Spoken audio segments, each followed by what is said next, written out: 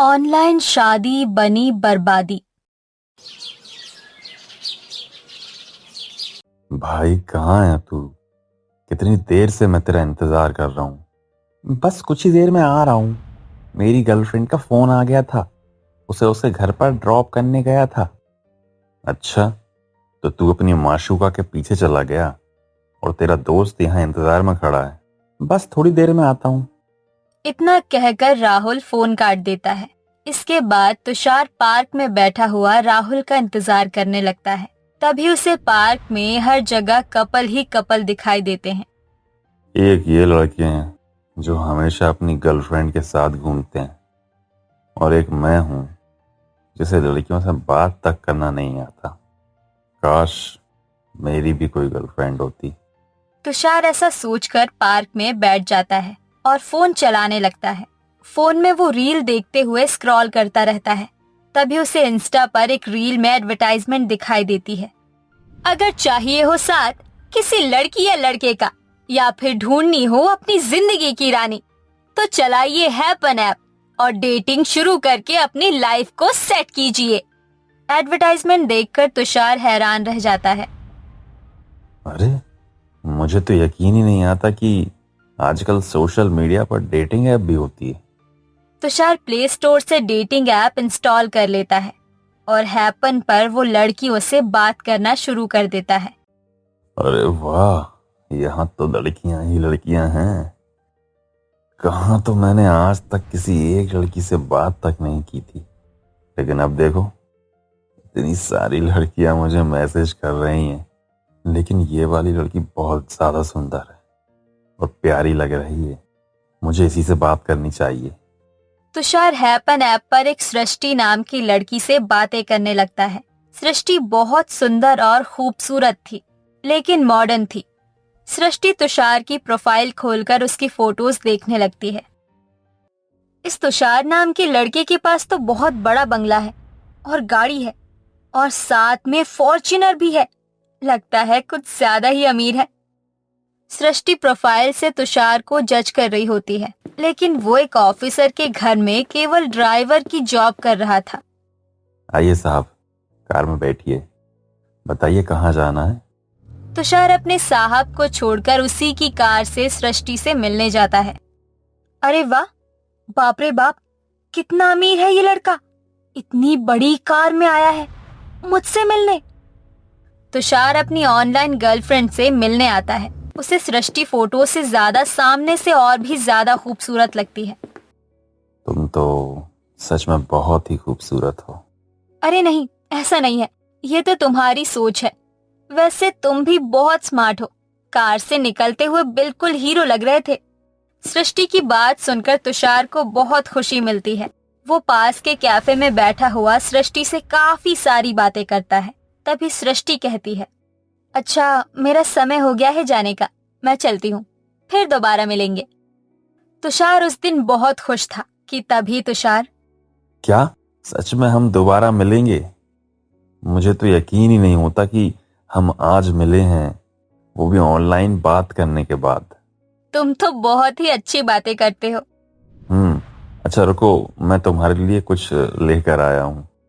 तुषार अपनी पॉकेट से चॉकलेट निकालकर सृष्टि को देता है। सृष्टि बहुत खुश होती है। अब दोनों की ऑनलाइन बातें शुरू हो जाती है। इस तरह ऑनलाइन प्यार की शुरुआत होती है। कुछ दिनों में सृष्टि तुषार से शादी करने का फैसला लेती है। और कब तक डेटिंग ऐप पर लड़कों को चेक करती रहूंगी। तुषार अच्छा लड़का है और अमीर भी बहुत है। इसके साथ शादी करने के बाद तो मेरी लाइफ ही सेट हो जाएगी। सृष्टि ऐसा सोचकर तुषार से शादी के लिए बोलती है। मैं भी यही सोच रहा था कि अब हम शादी कर लेते हैं। तुषार सृष्टि के बारे में अपनी माँ को बताता है। बेटा, तेरी माँ तेरे लिए बहुत अच्छी लड़की ढूंढेगी, तू थोड़ा सा इंतजार कर ले। नहीं माँ, मैं अपनी पसंद की लड़की से ही शादी करना चाहता हूँ। अब मेरी बात समझिए। बेटा, मुझे पता है कि तेरे लिए क्या अच्छा है और क्या बुरा है। अपनी माँ पर भरोसा तो कर।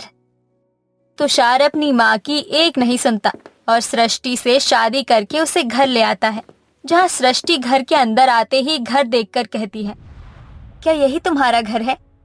हाँ, यही मेरा घर है। मैं यहीं पर रहता हूँ अपनी माँ के साथ। अरे, इतना पैसे वाला होने के बाद ये इतने सिंपल से घर में कैसे रह रहा है? शायद इसके शौक ज्यादा नहीं है, लेकिन पैसे इसके पास बहुत है। वहीं उसे घर के बाहर तुषार की गाड़ी भी दिखाई नहीं देती। तुषार, घर के बाहर तुम्हारी गाड़ी भी नहीं है। तुम्हारी गाड़ी कहाँ है? मेरी गाड़ी? ओ अच्छा, मेरी गाड़ी तो सर्विस सेंटर गई है ना, रिपेयरिंग के लिए। ओ अच्छा। तुषार सृष्टि को अपने कमरे में ले जाता है। ऐसे ही 1 से 2 दिन बीत जाते हैं और सृष्टि को घर के बाहर कोई बड़ी कार नहीं दिखती। तुषार, घर के बाहर 3 दिन से गाड़ी नहीं है। गाड़ी सर्विस सेंटर से अभी तक नहीं आई क्या? गाड़ी बाहर ही तो खड़ी है, आओ मैं तुम्हें दिखाता हूँ। तुषार घर के बाहर खड़ी हुई बाइक को दिखाता है। ये रही मेरी गाड़ी। लेकिन तुम्हारे पास तो कार थी, फिर कार से सीधा बाइक कहाँ से आ गई? अरे नहीं नहीं, मेरे पास कार नहीं है, वो कार तो मेरे मालिक की है। उस कार का मैं ड्राइवर हूँ, उसे मैं ही चलाता हूँ। हे भगवान, ये क्या? मुझे तो लगा था कि इस बंदे के पास कार होगी, लेकिन इसके पास तो ना ही घर है और ना ही कार। क्या हुआ, क्या सोच रही हो? यही सोच रही हूँ कि किस तरह तुमने मुझे अपनी जाल में फंसा दिया और मैं एक मछली की तरह फंस गई। सृष्टि को एक अमीर लड़के से शादी करनी थी, लेकिन उसकी शादी एक मिडिल क्लास फैमिली के लड़के से हो गई थी। ऑनलाइन प्रोफाइल पर मैंने देखा था कि तुम इतने बड़े बड़े रेस्टोरेंट में जाते हो, इतने बड़े बंगले में रहते हो और इतनी बड़ी कार है तुम्हारे पास, लेकिन तुम्हारे पास तो कद्दू भी नहीं है। तुम्हें बताया तो था कि मेरे मालिक के लिए मैं काम करता हूँ। कभी कभी मुझे मीटिंग के लिए बाहर जाना पड़ता है, तो वहां किसी न किसी वेटर से मैं अपने फोटो खिंचवा लिया करता हूँ। अरे बस चुप रहो, ऐसा धोखेबाज मक्कार इंसान मैंने आज तक नहीं देखा।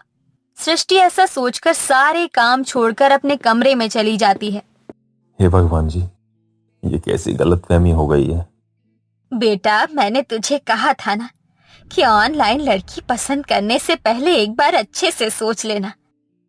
फिर क्या था, उस दिन के बाद से रोजाना घर में छोटी मोटी बातों के लिए सृष्टि लड़ाई झगड़ा शुरू कर देती है। पता नहीं कौन से भाग्य फूट गए मेरे, जो मैंने इस लड़के से शादी कर ली। पूरा दिन मैं रसोई में मरती रहती हूँ, लेकिन किसी को मेरी कोई खबर नहीं। कितनी गर्मी लगती है, एक मेरे कमरे में एसी तक नहीं है। बहू, तुषार की जितनी तनख्वाह आती है उसी में हमने सारा गुजारा करना पड़ता है। ये सारे अमीरों वाले चोचले हम मिडिल क्लास फैमिली पर भारी पड़ते हैं। आप तो बस चुप ही रहिए, हमारे बीच में मत बोलिए। सृष्टि, ये सब क्या है? तुम मेरी माँ से ऐसे बात नहीं कर सकती। कम से कम उनकी उम्र का लिहाज तो करो। उम्र का लिहाज कर रही हूँ, तभी तुमसे बोल रही हूँ। धोखेबाज इंसान, पता नहीं क्या क्या सपने बनाए थे मैंने तुम्हारे साथ। तुम तो सड़क छाप निकले। इतना ही बुरा लगता हूं मैं तो मुझे छोड़कर चली जाओ, मत रहो मेरे साथ। ये भी तो नहीं हो सकता ना, क्योंकि मैंने तुमसे शादी जो कर ली है। काश की कुंवारी ही रहती। सृष्टि और तुषार का झगड़ा दिन प्रतिदिन बढ़ता ही रहता है और अब उनकी शादी डाइवोर्स तक पहुंच चुकी थी।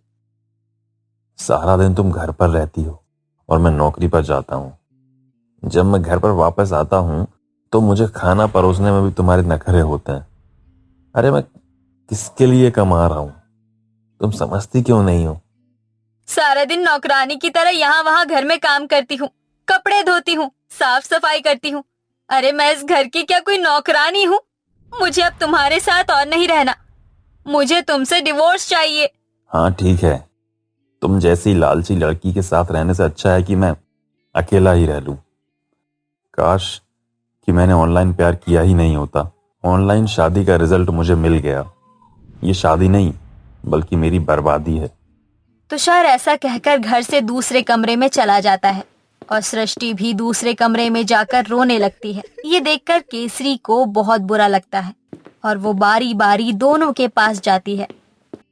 बहू, मैं तुम्हें एक माँ के दर्जे से समझाने आई हूँ। देखो, जिंदगी जैसी हम सरलता की तरह सोचते हैं, असल में वैसी नहीं होती। तुमने जैसा सोचा तुम्हें वैसा नहीं मिला। ये जरूरी नहीं जो हम चाहे वैसा ही मिले, लेकिन जितना मिला है हमें उसकी कदर करनी चाहिए। तुमने ऑनलाइन एक दूसरे से बात की। जब तुम एक दूसरे को उस समय समझते थे तो तुम्हें आज भी समझना चाहिए। आपके बेटे ने मुझे धोखा दिया है। प्रोफाइल पर इतने बड़े रेस्टोरेंट, इतने बड़े घर और गाड़ियों की फोटो थी, लेकिन देखो कुछ भी नहीं है तुम्हारे बेटे के पास। क्या मेरे बेटे ने कभी तुमसे कहा कि उसके पास बहुत बड़ा घर, गाड़ी और वो बहुत अमीर है? सृष्टि ये सुनकर सोच में पड़ जाती है, जिसके बाद केसरी अपने बेटे के पास जाती है और उसे समझाती है।